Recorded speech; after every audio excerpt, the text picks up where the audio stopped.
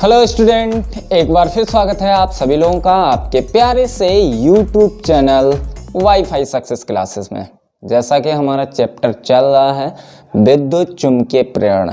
विद्युत चुम्बकीय प्रेरण से हम स्वप्रेरण और स्वप्रेरण गुणांक की परिभाषा को पढ़ चुके हैं। आज हम लोग बात करेंगे इस वीडियो में विद्युत चुम्बकीय प्रेरण किसी कुंडली का, किसी समतल कुंडली का विद्युत चुम्बकीय प्रेरण क्या होता है, इससे हम इस वीडियो की स्टार्टिंग करेंगे।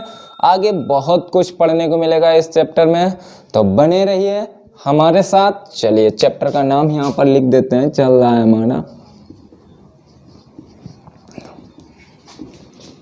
विद्युत चुम्बकीय प्रेरण। विद्युत चुम्बकीय प्रेरण चल रहा है चैप्टर, बहुत ही प्यारा चैप्टर है। इसमें हम लोग आज पढ़ेंगे, स्टार्टिंग करेंगे किसी समतल कुंडली का स्वप्रेरण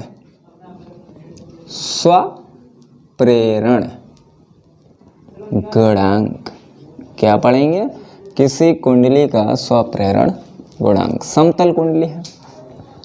अगर हम मान लें कि कुंडली तार के कैपिटल एन फेरों से मिलकर बनी है या स्मॉल एन फेरों से मिलकर बनी है, जिसकी त्रिज्या स्मॉल आर है और इसमें प्रवाहित धारा आई है, तब कुंडली के केंद्र पर चुंबकीय क्षेत्र कितना होगा? चलिए लिख देते हैं यहाँ पर। माना कुंडली कैपिटल एन फेरों वाली तथा स्मॉल आर त्रिज्या की है, जिसमें स्मॉल आई धारा प्रवाहित हो रही है,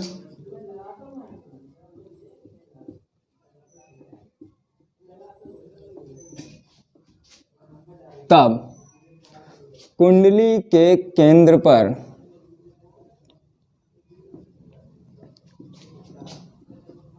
चुंबकीय क्षेत्र। कुंडली के केंद्र पर चुंबकीय क्षेत्र कुछ जाना पहचाना लग रहा है। जी हाँ, हम लोग पढ़ चुके हैं। किसी वृत्ताकार कुंडली के केंद्र पर चुंबकीय क्षेत्र V बराबर μ0/2 इंटू Ni/R होता है। जी हाँ, इतना ही होता है। अब हमने कुंडली के केंद्र पर उत्पन्न चुंबकीय क्षेत्र निकाल लिया। अब यहाँ पर हम निकालना चाहते हैं कुंडली से गुजरने वाला चुंबकीय फ्लक्स।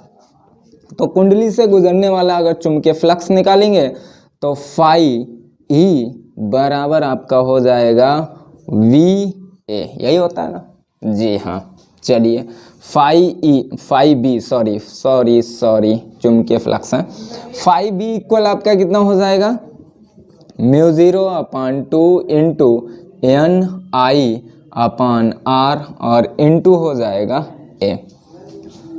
कुंडली की त्रिज्या दी गई है तो A इक्वल हम लिख सकते हैं कुंडली का क्षेत्रफल πr²। तो यहाँ पे क्या हो जाएगा आपका?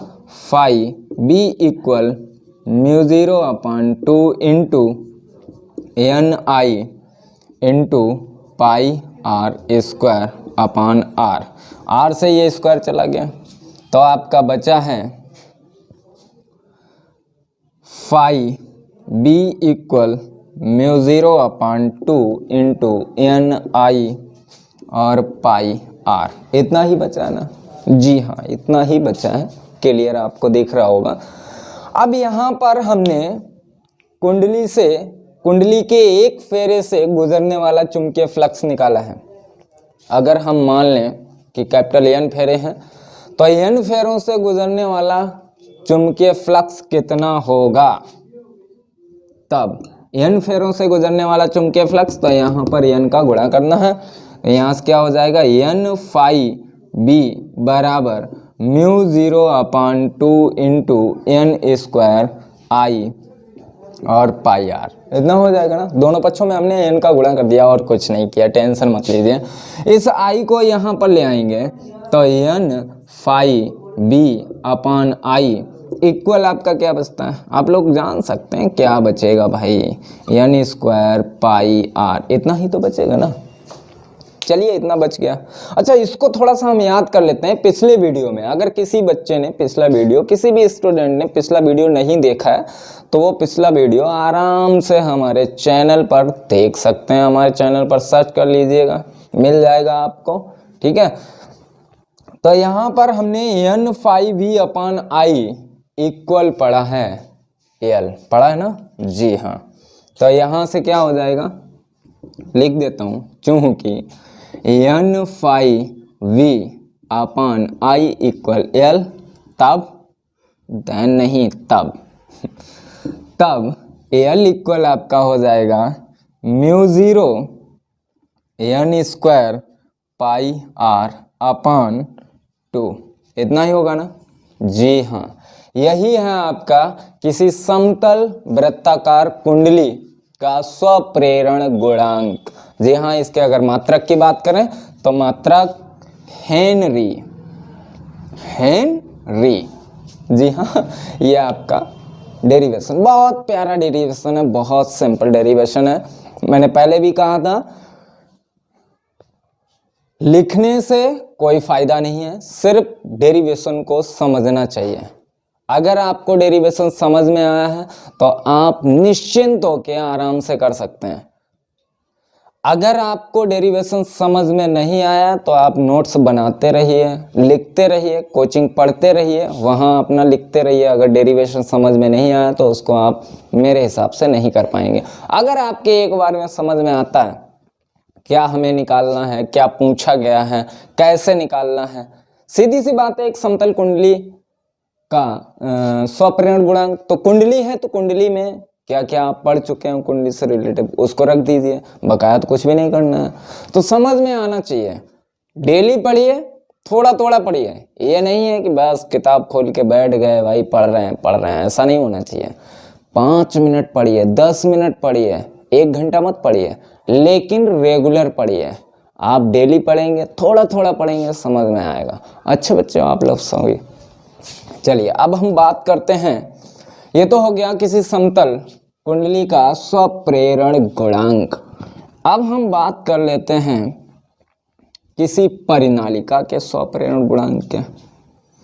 अब परिनालिका तो आप लोग जानते हैं ना, लंबी, जिसकी लंबाई भी होगी कुछ ना कुछ, ठीक है, उसमें फेरों की संख्या भी होगी। चलिए परिनालिका की बात कर लेते हैं। यहाँ पर अब हमारी अगली हेडिंग रहेगी, जो लोग नोट्स बना रहे हैं वो लोग हेडिंग आराम से लिख सकते हैं। किसी धारावाही परिनालिका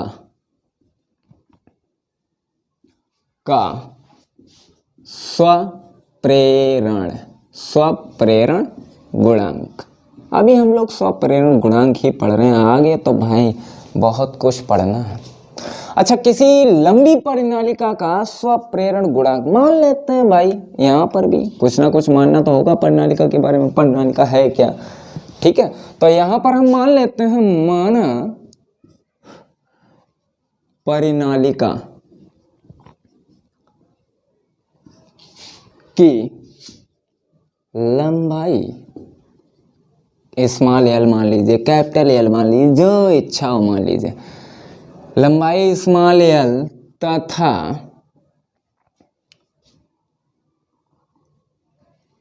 फेरों की संख्या, फेरों की संख्या कैपिटल एन, और प्रवाहित धारा, धारा तो प्रवाहित करनी पड़ेगी, धारा प्रवाहित नहीं करेंगे तो चुंबकीय क्षेत्र आएगा कहाँ से ना, ठीक है। तो प्रवाहित और प्रवाहित धारा स्मॉल आई है, तब परिनालिका के अंदर उत्पन्न चुंबकीय क्षेत्र। अच्छा, परिनालिका के अंदर चुंबकीय क्षेत्र कितना होता है?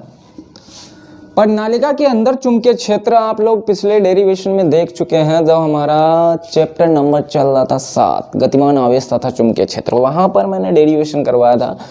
किसी प्रणालिका के कारण प्रणालिका के अंदर उत्पन्न चुंबकीय क्षेत्र वहां पर निकलवाया था Bx बराबर μ0 Ni और Ax यहाँ पर आया था। x से x काट देता था, ठीक है, तो आपका इतना बचता था। क्लियर। अब यहाँ पर हमने क्या किया कि प्रणालिका की लंबाई मान ली है, टोटल लंबाई कितनी है L, तो यहाँ पर आपका L आ जाएगा। फेरों की संख्या पूरी लंबाई में हमने फेरों की संख्या n मानी थी, तो यहाँ पर इतना ही रहेगा।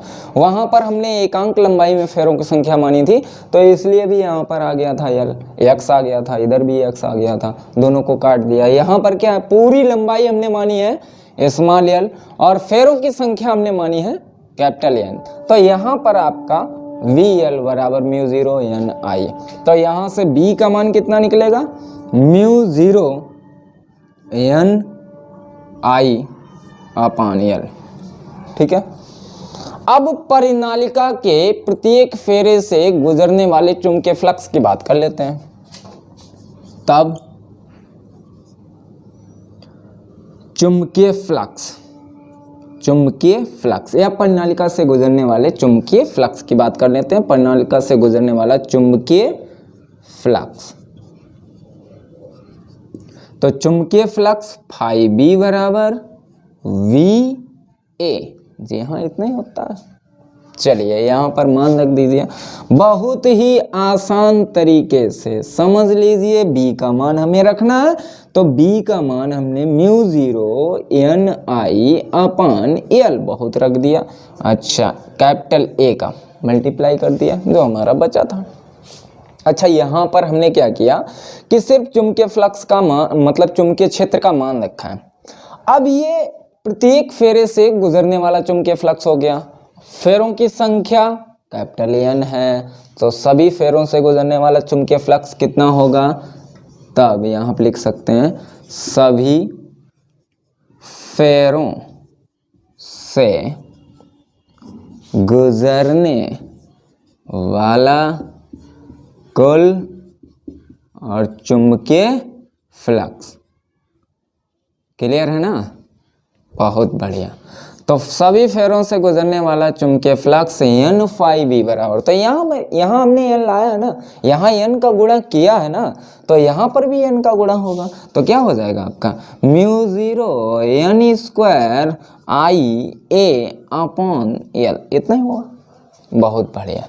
तो यहाँ से इसको I को इधर ले आते हैं, वही बात पुरानी वाली घिसी पिटी, टेंशन मत लेना, वही बात है ना पुरानी वाली जो अभी किया था, है अपॉन L। बहुत बढ़िया। तो यहाँ से इसको हम क्या लिख सकते हैं, वही जो हमने बहुत छोटी क्लासों में पढ़ा था। क्या पढ़ा था, L फॉर, वो तो आपको पता ही है।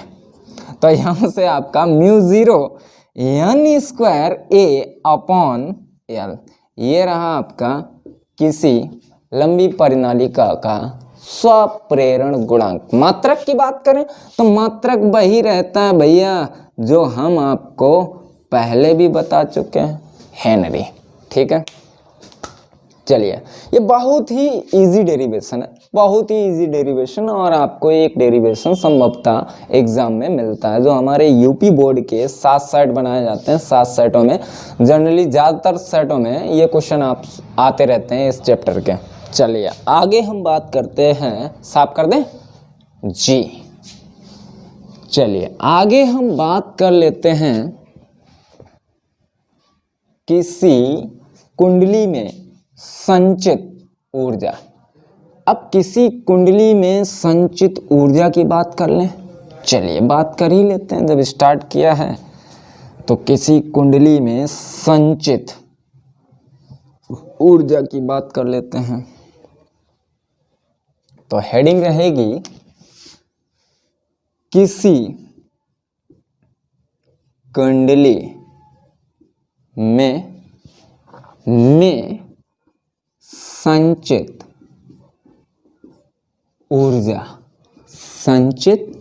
ऊर्जा, किसी कुंडली में संचित ऊर्जा, और वो भी हमें निकालनी है इस चैप्टर में। तो इस चैप्टर में निकालनी है किसी कुंडली में संचित ऊर्जा, तो जाहिर सी बात है भाई कि स्वप्रेरण गुणांक के पदों में निकालनी होगी। अच्छा, स्वप्रेरण गुणांक के पदों में निकालनी होगी तो कुंडली की बात है। तो यहाँ पर हमें क्या करना होगा, जब किसी कुंडली में धारा प्रवाहित की जाती है अथवा प्रवाहित धारा के मान में परिवर्तन किया जाता है, तो उस कुंडली में एक प्रेरित विद्युत वाहक बल उत्पन्न हो जाता है जो धारा को उच्चतम मान तक पहुंचने के विरुद्ध कुछ ना कुछ मतलब बल लगाता है, विरोध करता है। क्या करता है? धारा का करता है विरोध।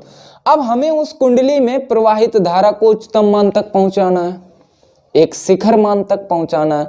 तो विद्युत वाहक बल जो उत्पन्न हुआ है वो करेगा भाई विरोध। विद्युत वाहक बल कहता है दूर हटो, यहां से चले जाओ। अब विद्युत वाहक बल कह रहा है कि दूर हटो, यहां से चले जाओ, फिर भी हमें धारा के मान को एक उच्चतम मान तक पहुंचाना है।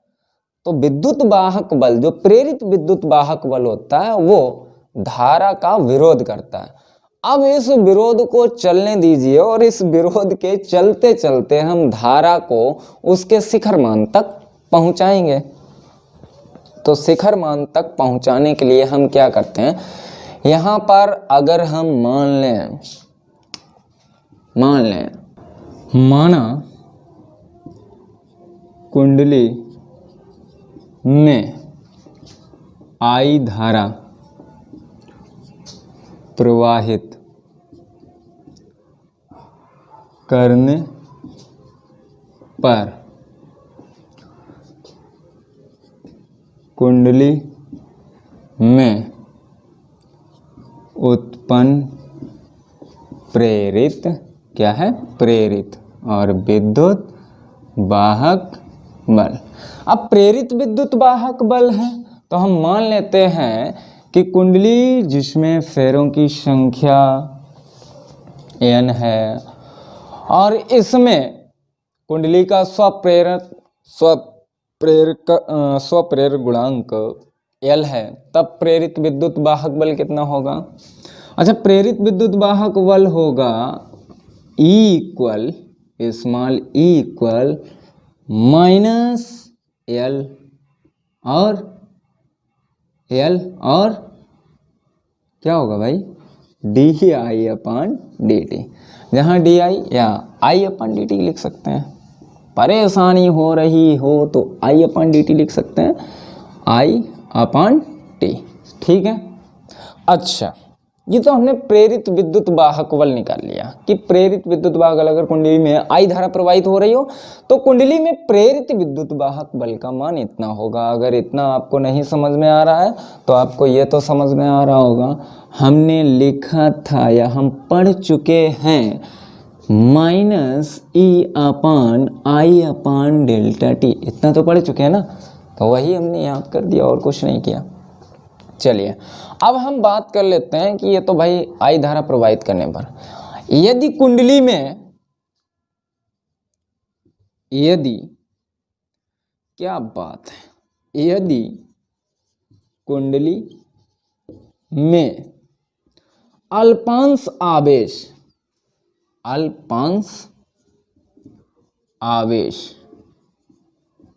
dq दिया जाए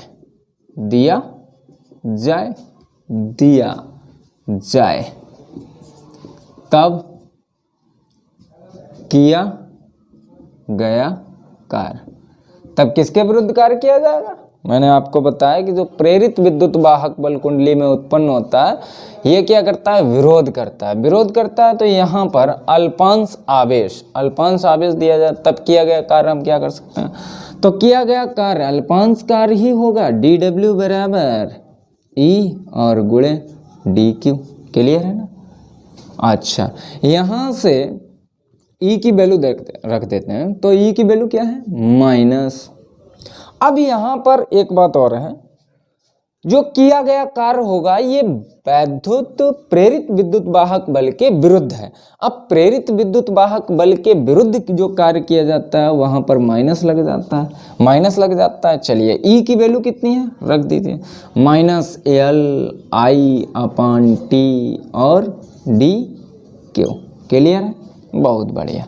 अब यहाँ पे हम क्या करते हैं कि माइनस माइनस तो हो गया आपका प्लस, तो अब क्या Li/T और डी क्यू। अच्छा डी क्यू और अपान टी जो है, डी क्यू और अपान में आपका क्या है टी, तो यहाँ पे लिख सकते हैं चूंकि डी क्यू अपान टी इक्वल आप क्या होता है I equal Q upon T होता है, तो यहाँ पर हम डी आई लिख सकते हैं ना। क्लियर, डी आई अच्छा नहीं लग रहा, कोई बात नहीं, बिगाड़ देते हैं, तो डी आई लिख सकते हैं। चलिए यहाँ पर तो आपका क्या हो जाएगा, D W equal L I और डी आई, इतना लिख दिया हमने। अब हम यहाँ क्या करते हैं, हमसे पूछा गया था कि किसी कुंडली में संचित ऊर्जा, हमने आपको बताया जब किसी कुंडली में विद्युत धारा प्रवाहित की जाती है तो उस कुंडली से गुजरने वाले चुंबकीय फ्लक्स में परिवर्तन होता है, जिसके कारण उसमें एक प्रेरित विद्युत वाहक बल उत्पन्न हो जाता है। यदि हम कुंडली में धारा के न्यूनतम मान को उसके शिखर मान तक पहुंचाएं या करें तो इस प्रेरित विद्युत वाहक बल के विरुद्ध कुछ न कुछ कार्य किया जाता है, जो कुंडली में संचित स्थितिज ऊर्जा के रूप में संचित हो जाता है। ठीक है, तो यहां पर अब हमें निकालना है, यहां पर हम अच्छे से शब्दों में लिख सकते हैं, अतः कुंडली में धारा को न्यूनतम मान यानी कि 0, यहां पर मान लेते हैं न्यूनतम मान 0 से I0 या शिखर मान, यहां पर हम लिख देते हैं पूरा न्यूनतम मान, न्यूनतम मान 0 से शिखर मान कहां तक भैया, I0 तक पहुंचाने में कुल किया गया कार्य, तक पहुंचाने में किया गया कुल कार्य, तो कुल कार्य निकालना है। अच्छा कुल कार्य निकालेंगे तो यहां पर निकाल देता हूं, कुल कार्य निकालेंगे तो W बराबर इंट्रीकेशन 0 से कहां तक भैया, I0 तक, और DW की वैल्यू रख दीजिए, इंट्रीकेशन 0 I0, DW की वैल्यू कितनी है, LIDI। क्लियर है ना, L हमारा कांस्टेंट है तो इसको बाहर निकाल लीजिए, ये समाकलन के लिए वेरिएबल नहीं है तो इसलिए L बाहर आ गया, यहाँ पर 0, यहाँ पर I0, I और DI। अच्छा समाकलन तो आप लोग पढ़ते ही अच्छे से पढ़ते हैं, IDI का क्या होगा, IDI का I²/, तो I²/2, यही हो गया ना। लिमिट इसकी 0 I0, यूज द लिमिट, तो W इक्वल आपका हो जाएगा L/2, बाहर निकाल लीजिए तो I0² माइनस, क्लियर हो गया ना। अच्छा तो यहाँ पर इतना हो गया, इसका क्या होगा I²/2। ठीक है, तो यहाँ से आपका W बराबर आया है 1/2 LI0² जूल, ये कार्य आया है और यही कार्य कुंडली में स्थितिज ऊर्जा के रूप में संचित होता है। तब हम चूंकि W इक्वल U संचित ऊर्जा, तब U बराबर आपका कितना होगा, हाफ LI0²। तो ये प्यारा सा डेरिवेशन किसी कुंडली में संचित स्थितिज ऊर्जा। चलिए ये हो गया। अब हम बात कर लेते हैं, इसको साफ कर दें।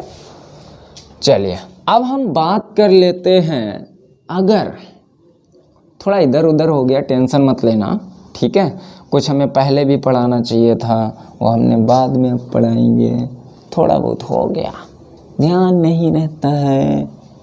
चलिए अब हम बात करेंगे एक समान चुंबकीय क्षेत्र में गतिशील किसी चालक के सिरों के बीच प्रेरित विभवांतर, उत्पन्न प्रेरित विभवांतर या विद्युत वाहक बल। अब एक समान चुंबकीय क्षेत्र में, तो एक समान चुंबकीय क्षेत्र में हम मान लेते हैं हमारा इस तरीके का एक समान चुंबकीय क्षेत्र है। ये क्या बना दिया, अरे ये चुंबकीय क्षेत्र को ही प्रदर्शित कर रहा है, जिसकी दिशा हो गई कागज के तल के लंबवत नीचे की ओर।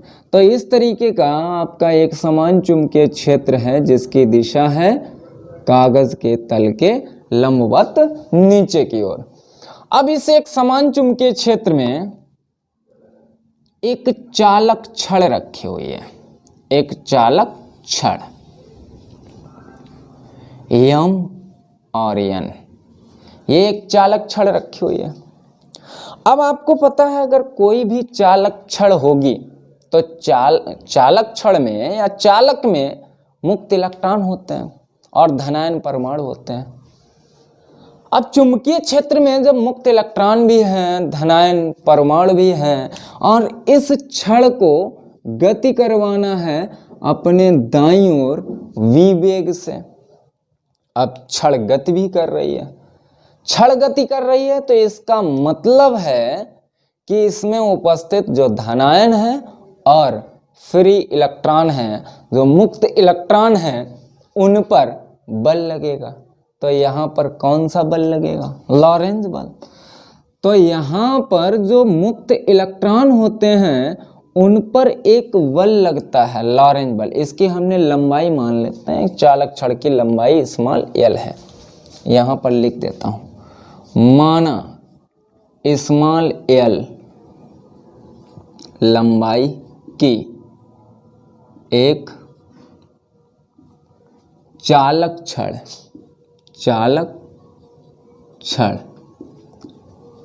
एक समान चुंबकीय क्षेत्र V में क्षेत्र की दिशा के लंबवत v वेग से दाईं ओर गति कर रही है, गति कर रही है। जब दाईं ओर v वेग से गति कर रही है तो इसमें उपस्थित जो मुक्त इलेक्ट्रॉन होंगे और धनायन होंगे तो उन पर लॉरेंज बल लगेगा। तब मुक्त इलेक्ट्रॉन व धनावेशित परमाणुओं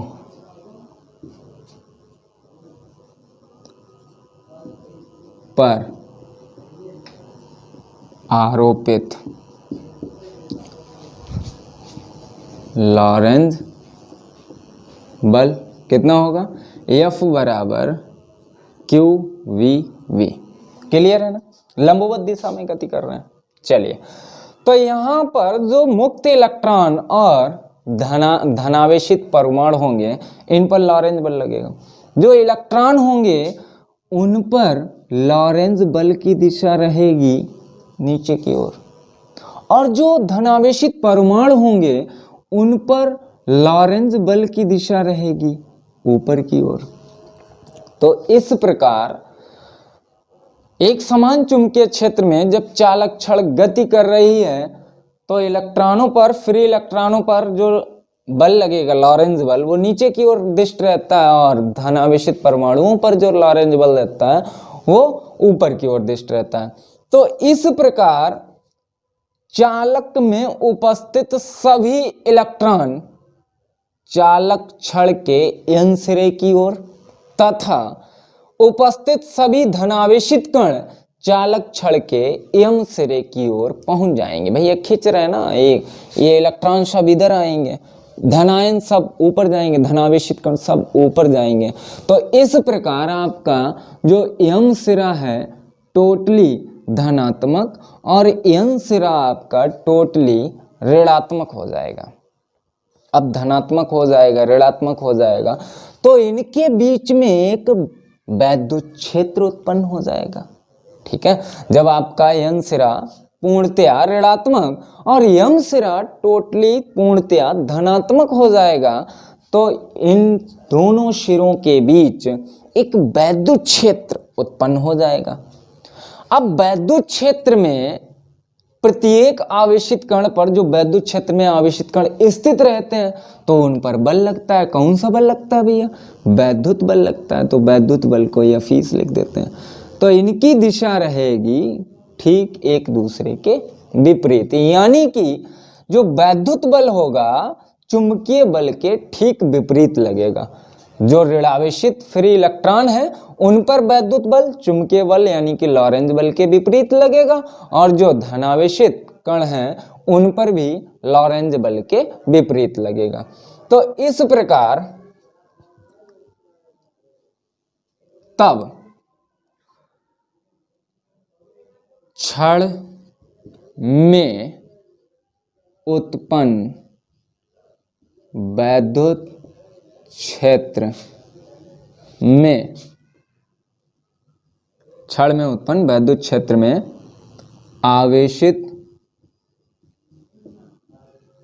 कण पर वैद्युत बल, तो वैद्युत बल आपका कितना होगा? एफ ई बराबर, ये एफ एम है, एफ ई बराबर ई क्यू। ठीक है, जहां क्यू धनावेशित कण अथवा इलेक्ट्रॉन का आवेश है। अच्छा, संतुलन की स्थिति में चूंकि आपके टोटली जो ऋणायन होते हैं, इलेक्ट्रॉन होते हैं, फ्री इलेक्ट्रॉन, वो आ जाते हैं एन सिरे की ओर, एन एंड की ओर, और उसके बाद में आपके जो धनायन है वो एम एंड की ओर चले जाते हैं। तो इस प्रकार संतुलन की अवस्था में, संतुलन की अवस्था में, संतुलन की अवस्था में जो लॉरेंज बल होता है वैद्युत बल के बराबर होता है।